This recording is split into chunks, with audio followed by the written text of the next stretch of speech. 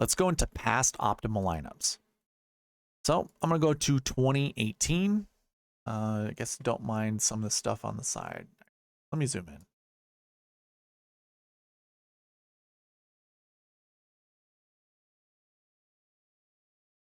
In 2018, your optimal lineup left $500 on the table, and it included 6 golfers inside the top 5. That's going to be very common. Like, this is what you're trying to do. Each of these golfers hit the quarterfinal. You can see there's 8 golfers, and choosing 6 golfers that made it to the quarterfinals, that was your optimal lineup. That consisted of 11K golfer, 2 8K golfers, 2 7K golfers, and a 6K. So it's very similar to the 10, 9, 8, 7, 7, 6 model that I usually promote every single week. I think you could probably do that, I mean, we're already seeing it once. Of course, you can make up to 2 substitutions, but let's move on. In 2019, your optimal lineup left $1,700 on the table. That's a bit difficult to do. And that included a $9,200 Tiger Woods, $8,500 Sergio, $9,300 Francesco Molinari, $6,200 Lucas Bjerregaard, $8,100 Matt Kuchar, and $7,000 Kevin Kisner. There's your mental ninjas right there, your brain ninjas. Now, I created a more realistic optimal to get you closer to 50,000 because I'm still going to advocate for that. And basically all we did is we subbed out a $6,200 golfer for a $7,500 golfer, and that got us up to $49,600. So you only left $400 on the table. That is going to be common. You're going to want to leave some money on the table this week. But yeah, that would be a 9K, 9K, 8K, 8K, 7, 7. So little different build that week, or in 2019 than in 2018. So no 10K golfer there, and we don't have a 10K golfer that made it to the quarterfinals. So keep that in mind. Now, 2020 there wasn't a tournament, but in 2021, your optimal lineup left way more money than you could ever imagine leaving on the table. $6,300 to be exact. That's impossible. Don't do that. That was a bunch of 7Ks, 6Ks. Actually, how about this? 4 7Ks and 2 6Ks. Don't do that. Just don't do it.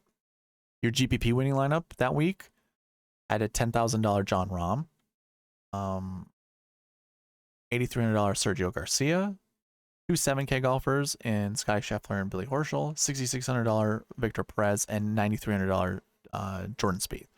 So just to recap, that was a 10K golfer, a 9K golfer, an 8, 2 7s, and a 6. So there you go. Advocate for the 10, 9, 8, 7, 7, 6, and there it is. Now, that left 0 money on the table. There was a better lineup you could have gotten to that was a bit more realistic, like a more realistic optimal lineup. Basically, we actually did a couple of substitutions. So you would want your 2 7K golfers up top, a 6K golfer in Matt Kuchar, 10K golfer in John Rahm, 9K golfer in Jordan Spieth, and a $7,800 Tommy Fleetwood. So you can see Fleetwood scored 132 points in comparison to the other guys that also finished in the quarterfinals, 5th place. He scored 20 more points than them, and that's primarily because of holes that were not played. He was probably rewarded with a bunch of holes not played. Holes won, like if you win 3 holes in a row, you get a bonus that way. So there's a bunch of bonuses that come with scoring. You can actually, not finish. Well, I mean, we had 6 golfers in the quarterfinals once again, except for Jordan Spieth, I guess. I'm sorry. Jordan Spieth was not. He was in the GPP winning lineup as well as the realistic optimal. All right, let's move on. 2022, your optimal lineup left $0 on the table. And it included 5 golfers inside the quarterfinals, 1st, 2nd, 3rd, and 4th, as well as 5th, and then Maverick McNeely at $6,200. He scored 105 points. He scored more points than anyone who made it to the round of 16, because he did not make it to the round of 16. He made it to the round of 32, basically. He didn't make it out of group play. But he had more points, and I think that has to do with there was a golfer that withdrew, played the minimum amount of holes, withdrew, and then Maverick McNeely just had this huge bonus for holes not played. So yeah, that is how someone who didn't make it to quarterfinals or the round of 16 can be in the optimal lineup. It's really the only way, and it's very difficult to get to, so I wouldn't even advocate for it. Your GPP lineup left $0 on the table, and you had an 11K golfer, 10K golfer, 2 7s, 6K, and another 7K down here in 26th place. So another guy who did not make it out of group play, which is interesting. So you had an optimal lineup that had that, and you also had a GPP lineup that had that. We're following more traditional ways of building. I have a sweet spot optimal, $11,000 Sky Scheffler, 2 7Ks, make that 3 7Ks, a 9K, and a 6K. So that's a 10, a 9, 3 7s, and a 6. So that's a bit more realistic, and it's closer to that 10, 9, 8, 7, 7, 6 model.